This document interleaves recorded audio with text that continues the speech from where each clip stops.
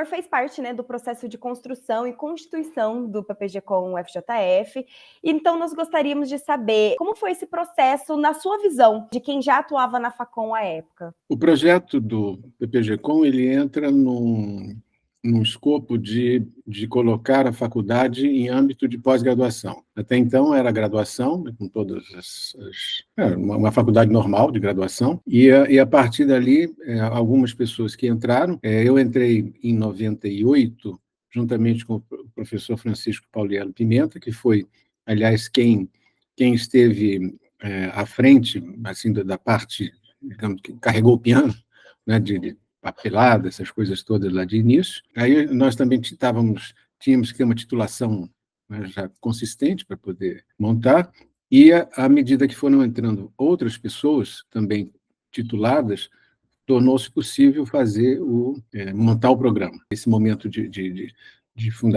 fundação, implantação, ele tem toda uma especificidade, porque é uma série de exigências, né? A gente poderia ser credenciado, depois descredenciado, e acho que continua assim, né? Então, você pode, a cada momento, perder aí a história.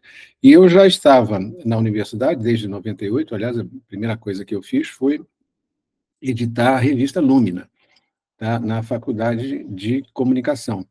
Então, ela tem toda aquela parte impressa, que éramos os editores, né? Éramos nós dois, né? O Francisco e eu, e nós chegamos a publicar não sei quantos números, né? Uns 20, uma coisa assim, né? Sei lá, 15, 20, não me lembro. E foi importante porque, nesse momento, nós fizemos contatos com os vários professores, né, acadêmicos do Brasil todo. E quando ela passa para PPG-Com, né, ela daí já passa a ser online apenas, e aí eu acho que eu saí logo no início. Quer dizer, eu sempre participei, assim, de conversar e tal, eu sempre participei, mas assim, de pegar mesmo, foi já um outro momento. Mas o que era importante naquele momento era criar uma cultura de pós-graduação na Facom, que não tinha. Naquele momento ela já era antiga, mas ela estava muito ligada à prática profissional, jornalistas, etc. Então eu participei justamente disso, né, desse momento aí, que é o que também me interessava, no sentido de aperfeiçoamento mesmo dos meus estudos. E aí, bem, o resultado são vocês aí. Professor, o senhor já até relembrou que você entrou na década de 90 na UFJF e depois, em 2007, né, atuou no PPG-Com.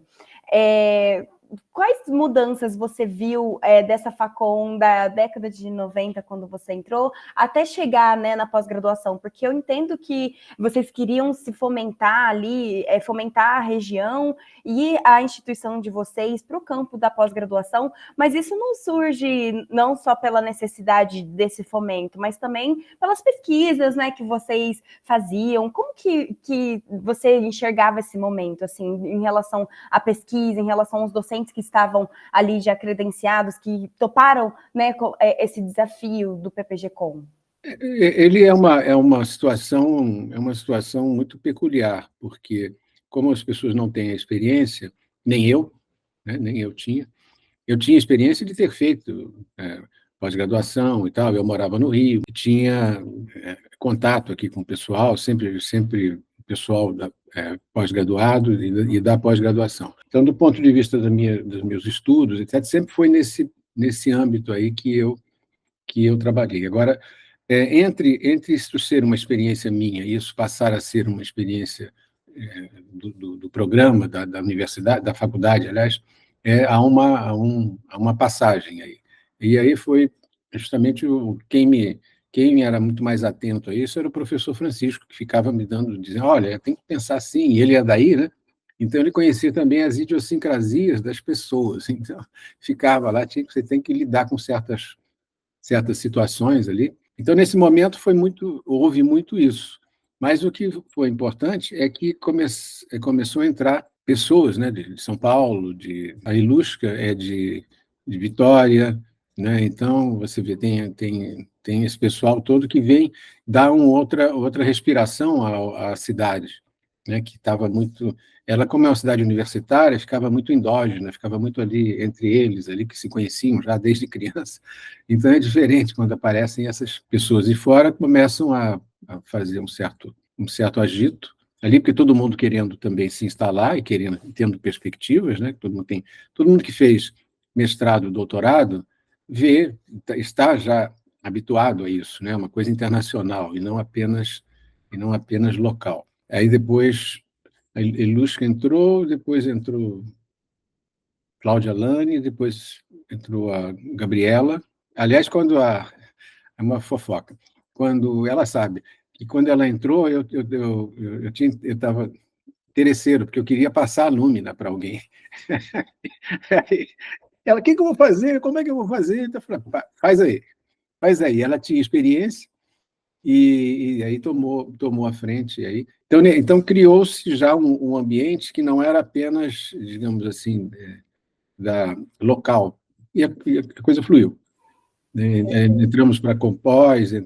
Fizemos até uma congresso da Compós aí, do PPG-Com, etc. Então, foi digamos, uma trajetória universitária nesse nível, no nível de pós-graduação, que é o que nos interessava. Bom, durante a sua atuação como pesquisador e docente, você sempre procurou situar, né, o campo da comunicação e das suas fronteiras, suas áreas adversas ali, mais congruentes e interdisciplinares, né?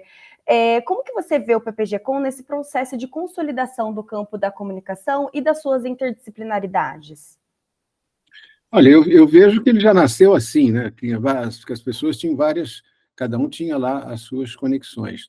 E a minha contribuição foi trazer a psicanálise, né, que eu pratico até hoje, e como estudo, e em conexão justamente com a comunicação. Né, é bem a minha formação foi feita em psicanálise aqui na ECO, e sempre, mas em comunicação. Então, essa conexão foi importante em termos mesmo de teoria, de uma teoria da comunicação, que a psicanálise que eu pratico ela tem as bases disso, e isso foi o que eu dava nas aulas, e foi o que eu pude desenvolver, né, na sequência, aí no nível de pós-graduação. Essa parte, olha, eu devo dizer a você que eu não sou muito dos detalhes formais, mas houve um momento em que passou a ser faculdade de jornalismo. Então, você vê, aí já perde um pouco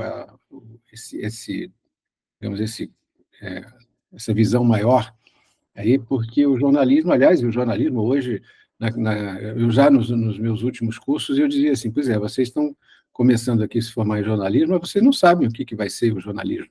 Né? Eu estava falando daqui a um ano. Hoje a gente já pode dizer daqui a 6 meses, né? O jornalismo, como é que você está se formando em quê? Em alguma coisa que daqui a 6 meses não é isto mais que vocês estão trabalhando aqui. Então, é um campo interessante justamente porque é movente.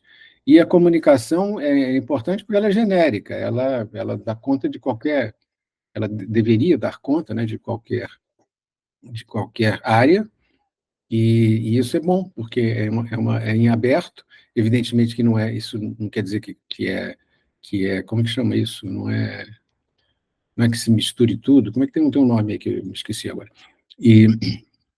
Mas ela é acolhedora, e tem teoria para poder fazer isso. E isso foi, digamos, meu campo de pesquisa e de estudo. Aí, e o PPG-Com sempre foi aberto para isso.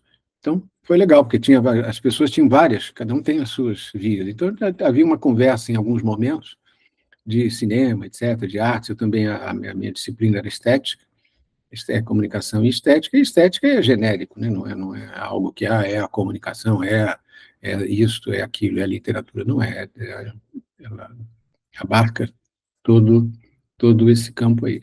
Então foi bom que abriu para mim aí um lugar de pesquisa e de trabalho com os alunos, que foi bastante produtivo para mim. Não sei, espero que tenha sido para os alunos também. Com certeza, eu tenho certeza que foi, senão o seu nome não teria sido um dos primeiros a ser lembrado, né, para que a gente pudesse fazer essas entrevistas e deixar registrado. E também até hoje se escuta, eu não tive a oportunidade de ter aula com o senhor, mas todo mundo fala do revirão do Potiguara, que as aulas com o Potiguara eram ótimas, que saíam da caixinha, né, dizem que você se desafiava as pessoas a pensar de uma forma diferente, né? Isso é legal, a gente precisa disso, tanto para pesquisa quanto para a vida, né? Eu acho que a ideia de aula passa por aí, qualquer que seja a área que esteja sendo trazida, tem que passar aos alunos essa ideia, né, de que é preciso que ele esteja envolvido naquilo ali e vá adiante. E tem isso também, né, isso é bastante claro na minha área, e que, à medida que você vai adiante, aquilo modifica o anterior. Então, o passado ele serve de referência, mas ele não serve como indicativo de futuro. E não sei se vocês estão percebendo, eu suponho que estejam, espero que estejam, porque se não estiverem vai ficar difícil para vocês, que houve uma mudança muito grande. Né? O século XXI não é o século XX. Essa é a coisa mais difícil das pessoas entenderem. E pior ainda, o século XX acabou. As pessoas não entendem isso, ainda acham que têm as boas intenções, etc. Tudo isso já não era lá grande coisa antes, mas tinha uma referência de que aquilo era assim ou assim, né? Você podia fazer diferenciações. Agora não, tudo é tudo junto e misturado. E então, como agir aí, de acordo com essa nova mentalidade que está se fazendo, e ela se faz a cada dia, como estar flutuando com isso e sem os entraves que eram os do século XX e que ainda estão nas nossas cabeças. Vocês ainda são uma geração muito, eu diria, muito que recebeu muito lixo do passado. Então, não libera, não sabe, não libera a mente para adiante. Então, talvez aí, sei lá, a segunda geração depois de você, desculpa eu falar assim, mas a segunda geração de vocês espera-se, né? Porque se tiver fechado do mesmo modo, então não adiantou nada, né? Então, mas vocês estão num momento, vocês, e eu participo também disso, porque eu estou no mundo nesse momento, que é esse momento de passagem, e essa passagem a gente tem que saber que ela não será simples, né? Ela será, ao contrário, ela será até bastante tumultuada, e porque são os valores anteriores ainda querendo se manter, e quando ele já se viu que eles não servem mais. Então, as pessoas, não, mas então quais são os novos valores? Já tem novos valores, sim, com clareza. É só você buscar que tem muita gente já pensando de outro modo, de outra coisa. Espero aí que as leituras que vocês façam aí nos cursos de vocês, apontem para esse outro viés aí que já está aí. Eu estou falando de coisas assim de 2, 3 anos para cá, né? Olha que eu já estou. Tem coisa de 1 ano para cá que já meio que derroga o anterior, né? Vocês viram, todo mundo viu aí o desenvolvimento da inteligência artificial, que começou num ano, e 6 meses depois era outra coisa, no ano seguinte, né, no final do ano já era outra, e a gente está esperando agora, daqui a ser outra coisa, e então você vê a rapidez disso. No tempo que eu dava aula para vocês, eu dizia assim, um século, a partir lá naquele momento, né, um século atualmente dura 10 anos. Né? E aquilo que demorava um século para acontecer, virar, se transformar, em 10 anos se transforma. Então, você vê, olha como já está velho isso que eu disse. Né? Não são 10 anos. Né? O que acontece em 1 ano, sei lá, a gente está meio divagando, mas o que acontece em termos de mudança de intensidade equivalia a muitos anos anteriores. Então, é preciso estar andando junto com isso. E, sobretudo, vocês, que vocês têm uma vida toda pela frente. Então, imagina, um mundo parado, ruim, enfim, e vocês ainda tendo que conviver com o resto dos problemas da velharia. Não, joga fora isso no lixo, vamos criar uma outra coisa. E dali extrair as 3, 4 coisinhas que servem. Né? Mas eu diria para você que não é muita coisa, não. E o que é bom, porque é sinal de que houve desenvolvimento, conseguimos 4, 5. Eu estou meio assim, literário, mas 4, 5 coisas que foram, que podem abrir caminho de futuro. E é isso aí esse é o ponto. Então, no lugar de estudos avançados, é isso, de estar acompanhando justamente esse movimento e esse momento. Eu percebo que se o mundo muda, se modifica, se altera, as relações, os valores aos quais antes eram preceitos e questões fixas hoje são mais voláteis, as pesquisas acompanham esse movimento de alguma forma, né? Seja pelo nosso olhar ou até mesmo pelo impacto que essas mudanças de valores acabam acarretando para o mundo acadêmico, né? O que você, que acompanhou esse início, esse passado do PPG-Com, pode dizer que você espera de um futuro desse programa de pós-graduação? Eu espero que ele seja capaz de inventar o futuro dele, né? E levando em conta tudo isso que a gente tocou aqui minimamente. Então, levar em conta isso e colaborar, e ser parte, aliás, dessa virada. Porque que é uma virada? A gente anda no mundo aí, em geral, as pessoas parecem que estão agindo como se fosse, como se tivesse um mundo já em funcionamento, tudo direitinho e tal. Não tem mais. E todo mundo sabe disso. E isso é que causa muito dos problemas, polarizações, etc. É essa sensação aí que está cada vez mais presente. Há aqueles que querem voltar para trás, dizem que lá atrás era melhor, etc. Isso aí é a maior besteira, porque não era. Né? Então, você vê, quem estava lá para trás fala, não, era muito ruim, não, aquilo lá não serve mais, não dá, eu não quero, vocês querem, peguem aí para vocês. Mas acabou o seu tempo. E aquilo produziu algumas coisas, como eu disse, algumas coisas que foram importantes para quê? Para impulsionar para diante. Então, é preciso sempre entender que essas mudanças de mentalidade, etc., elas se produzem para poderem se transformar. Sem isso, não faz sentido, aliás. E estudar é isso, estar ligado ao pensamento. Então, é nesse sentido que vocês têm que vocês e eu, né, temos que estar lidando e procurando as pessoas que estão vivas e estão trazendo contribuições para diante, mesmo que as pessoas não saibam. E mesmo, aliás, muitas vezes as pessoas estão erradas, mas elas estão erradas de modo certo. Elas estão caminhando naquela direção. Quando o erro se mostra, fala, não é isso não, é isso aqui, mas você sabe o que não é. Né? Então, né, aqui em psicanálise, a gente tem uma ideia muito clara, né? O neurótico é aquele cara que não erra.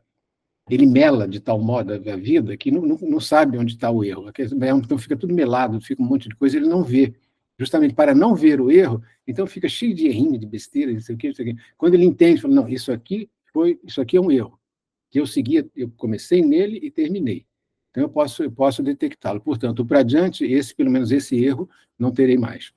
Então é nessa direção aí que os estudos, uma vida, isso é uma vida, né? Você se dedica a esse ambiente aí do pensamento.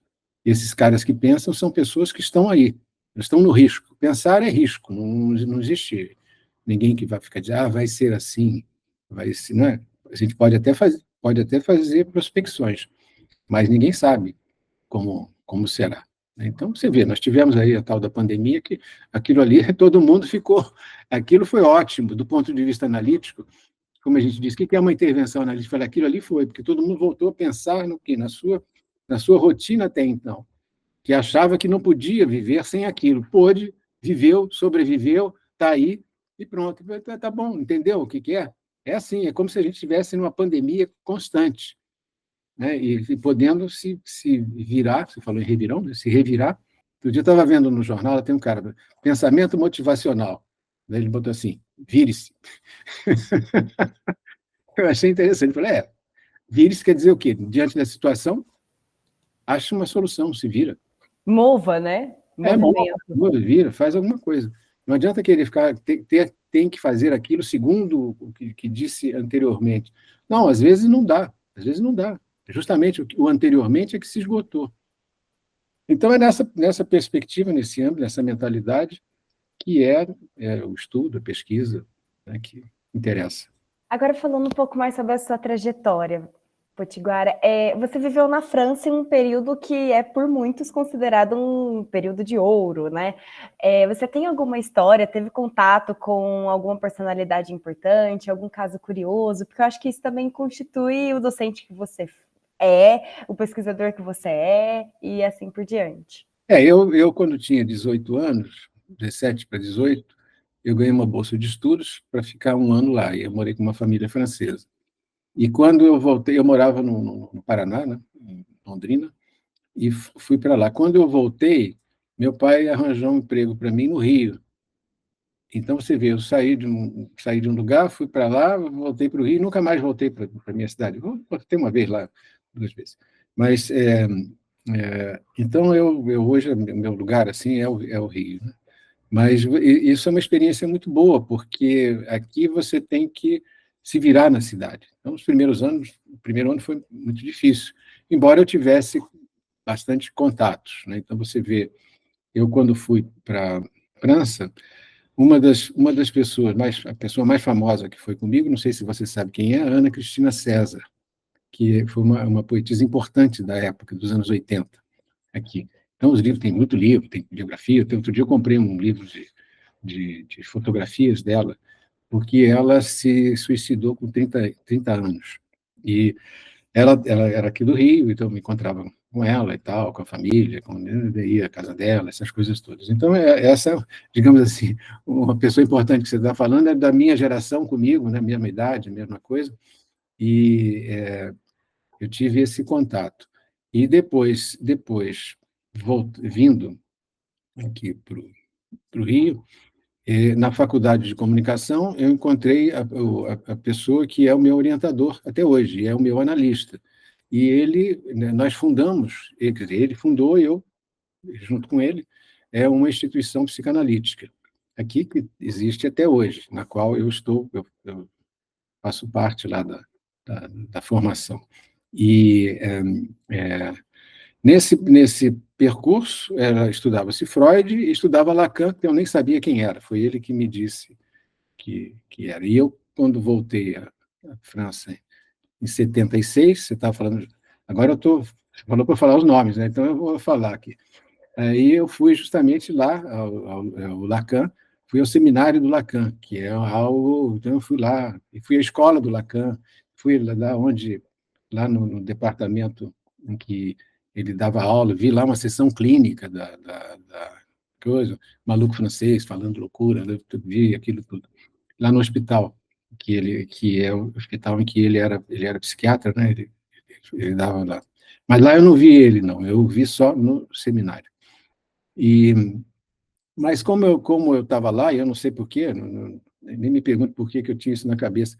Aí eu falei, vou encontrar as pessoas famosas. Aí eu fui lá na casa do Foucault, conversei com ele e tal. Então, esses nomes assim são bem nomes grifados da época, e conheci outros da área da psicanálise ali que também eram importantes naquele momento. Então tive esse contato. Aí depois eu voltei